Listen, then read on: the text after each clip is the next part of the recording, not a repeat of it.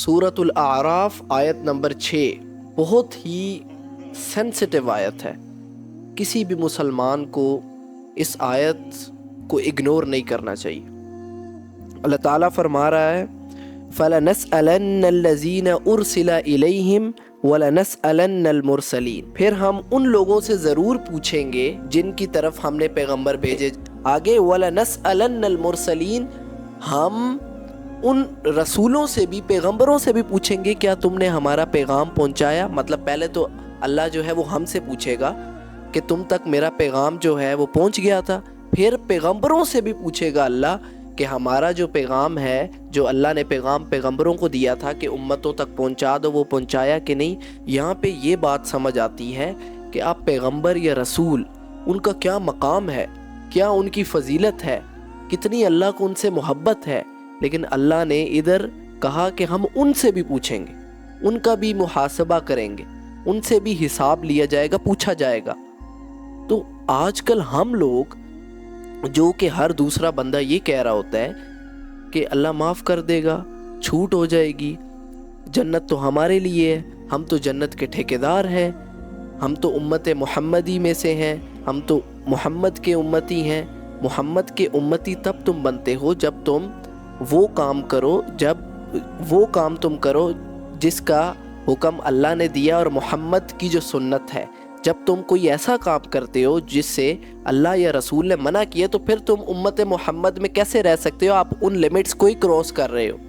تو یہ آیت جب میں نے پڑھی، میرے سامنے آئی، تو میں نے جب اس کی ایکسپلینیشن کھولی، اس کی تفسیر کھولی. اب یہ میرے سامنے ابن عباس پڑھی ہے، یہ نیچے تفہیم القرآن پڑھی ہے، یہ ابن کثیر پڑھی ہے، یہ احسن البیان ہے. میں نے ساروں سے وہ پیچھے عربک میں بھی پڑھی ہے. تو اس آیت کی تفسیر میں نے بہت پڑھی اور میں کانپ گیا.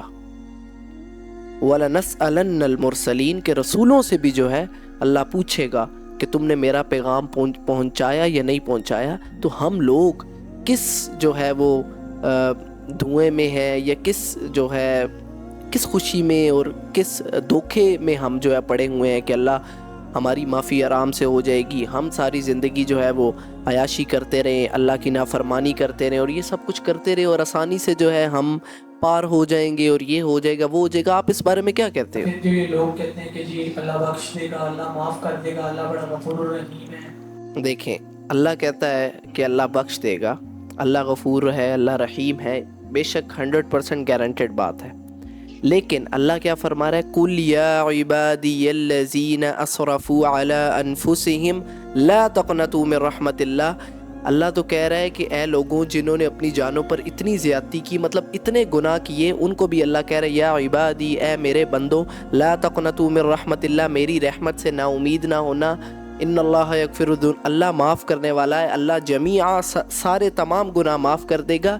لیکن اللہ معاف کن کو کرے گا؟ اللہ معافی ان کے لیے ہوتی ہے جو کہ جان بوجھ کے گناہ نہ کریں. مطلب کہ جو گناہ، کچھ ایسے لوگ ہوتے ہیں جو اللہ کے باغی ہوتے ہیں، جن کو کوئی چیز کی فرق نہیں پڑتا، یا جنہوں نے اپنے دماغ میں یہ کنسیپٹ ڈالا ہوا ہے کہ ہم گناہ کرتے رہیں اور اینڈ پہ معافی مانگ لیں گے اور اللہ معاف کر دے. نہیں، ایسے لوگوں کے لیے معافی نہیں ہے. معافی ان کے لیے جو انوسینٹ لوگ ہیں، جو کہ اگر جن سے گناہ ہو جاتا ہے فوری اللہ کی طرف لوٹتے ہیں، استغفار کرتے ہیں، توبہ سچے دل سے توبہ کرتے ہیں. معافی ان کے لیے جو باغی لوگ ہیں، جو جان بوجھ کے گناہ کرتے ہیں، جن کو پتہ ہے کہ یہ غلط چیز ہے اور پھر جان بوجھ کے کرتے رہتے ہیں اور اپنے دماغوں میں آپ کو بتاؤں، میرا سکا کزن، اس کے منہ سے میں نے یہ جو الفاظ سنے ہیں کہ اللہ تو معاف کرنے والا ہے، اللہ تو رحیم ہے، ہم ابھی جو کرنا ہے وہ گناہ ہے، جوانی ہے، جو کرنا ہے وہ کر لیں، اللہ معاف کر دے گا.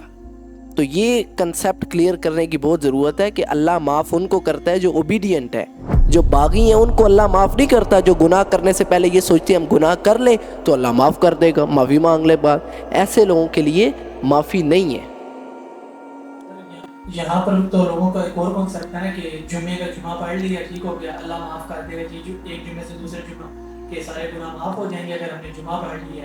اور اس کے علاوہ آپ یہاں پہ ایک اور چیز لوگوں کو کلیئر کریں کہ جہاں پہ بھی بات ہوتی ہے کہ اللہ معاف کر دے گا، آپ کے گناہ معاف ہو جائیں گے، وہ صغیرہ گناہوں کی معافی کی بات ہوتی ہے. اللہ جو ہے وہ گناہ صغیرہ بھی معاف کرے گا، کبیرہ جو ابھی میں نے آیت تلاوت کی ان اللہ یغفرالذنوب جمیعا. اب یہ جو جمعے والی آپ نے بات کی ہے کہ جمعہ لوگ پڑھتے ہیں، درمیان میں کوئی نماز نہیں پڑھنی اور پھر جمعہ. اب یہ ہے کہ جمعے کے درمیان، دو جمعوں کے درمیان جتنے گناہ ہیں وہ معاف کر دیے جاتے ہیں، لیکن چھوٹے گناہ، صغیرہ گناہ.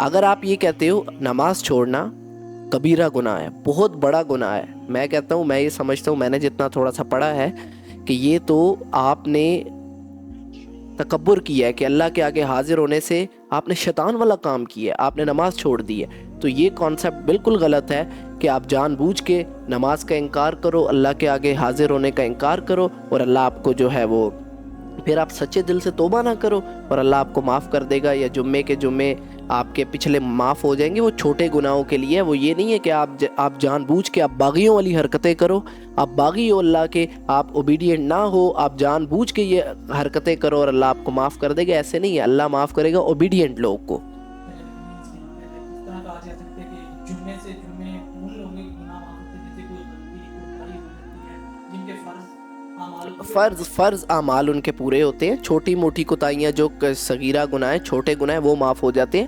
جو جان بوجھ کے گناہ، اتنا بڑا گناہ جو درمیان میں نماز ہی نہیں پڑھتے، کبیرہ گناہ ہے نماز چھوڑنا، سب سے بڑا گناہ ہے، وہی چھوڑ دیتے ہیں، تو پھر ان کے لیے میز نارمل یہاں پر جو یہ کنسیپٹ ہوتا ہے نا کہ آپ دیکھتے ہیں کہ جمعے کے جمعے لوگ جمعہ پڑھتے ہیں مسجد بھری ہوتی ہے، اس کے علاوہ نماز کے علاوہ بھی لوگ جمعہ پڑھتے ہیں، اس کے علاوہ کوئی ان کا نیکی نہیں ہے، کوئی ان کے فرض نہیں پورے، کوئی ان کے اعمال صحیح نہیں ہے.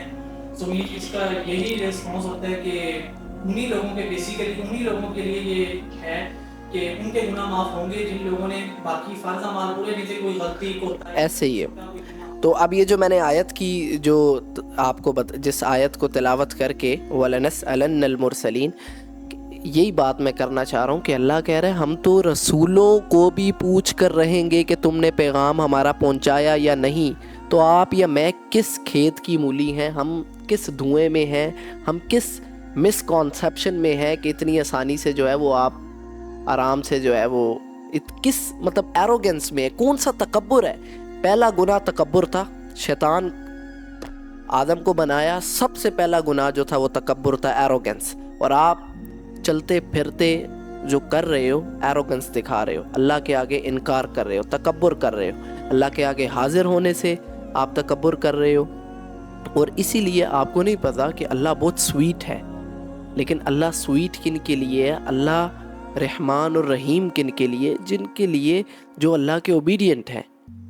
اللہ تو کہہ رہا ہے میں رسولوں کو بھی پوچھوں گا کہ انہوں نے پیغام پہنچا. ایک اور آیت ہے، یا ایھا الرسول بلغ ما انزل الیک من ربک وان لم تفعل فما بلغت رسالتہ، کہ اے نبی صلی اللہ علیہ وسلم، یہ اللہ تعالیٰ نبی صلی اللہ علیہ وسلم کو کہہ رہے ہیں کہ اے نبی صلی اللہ علیہ وسلم، ایک ایک چیز جو آپ کو ہم نے آپ پر نازل کی ہے وہ لوگوں تک پہنچا دیں، کوئی چیز چھپائے نہ. وَإِن لَمْ تَفْعَلْ فَمَا بَلَّغْتَ رِسَالَتَهُ، اگر آپ نے ایسا نہیں کیا تو رسالت کا حق جو ہے وہ ادا نہیں ہوگا.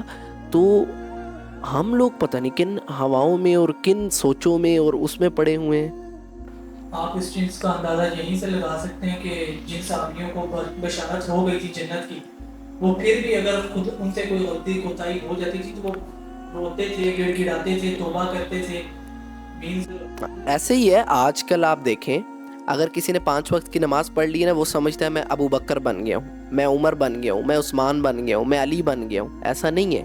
جن کو جنت کی بشارت تھی، آپ جو صحابیز کی بات کر رہے ہیں، جن صحابیز کو جنت کی بشارت تھی، آپ مجھے یہ بتائیں رسول کنفرم ہے کہ انہوں نے they will go to heaven، paradise, جنت ان کے لیے، تو وہ کتنا رویا کرتے تھے، وہ کتنا جو ہے وہ اس چیز کا ڈر دل میں رکھتے تھے، اللہ سے کتنا ڈرتے تھے، اللہ سے کتنی محبت کرتے تھے، جنت کی کتنی آرزو تھی ان کے. یہ دنیا تو کچھ دیر کی ہے نا. آپ 40 50 60 سال کتنے ہیں پتہ ہی نہیں چلتا. ابھی مجھے 20 سال ہو گئے ہیں، 20 سال میری زندگی گزر گئی، مجھے تو پتہ ہی نہیں چلا. 20 سال گزر گئے، 20 سال اگلے گزر جائیں گے. تو عقل مند انسان وہ ہوتا ہے جو انویسٹمنٹ وہاں کریں جہاں لانگ لاسٹنگ فائدہ ہے، ہمیشہ کا فائدہ ہے. تو عقل مند بے شک وہ دنیاوی طور پہ اس کے وہ ملینئر ہے، وہ بلینئر ہے، وہ جتنا مرضی پڑھا لکھا ہے، لیکن اس نے آخرت والی انویسٹمنٹ نہیں کی تو میں اس کو عقل مند انٹلیکچل پرسن کنسیڈر نہیں کروں گا، وہ جاہل ہی، اس کو پھر کہہ دیں گے پڑھا لکھا جاہل۔ جیسے یہود تھے نا کہ ان کے لیے جو فاتحہ میں کہا غیر المغضوب، مغضوب لوگ تھے، ان کو پتہ تھا، علم بھی ان کے پاس تھا، لیکن مانتے نہیں تھے، قبول نہیں کرتے تھے، تو ان کا وہی حساب ہے۔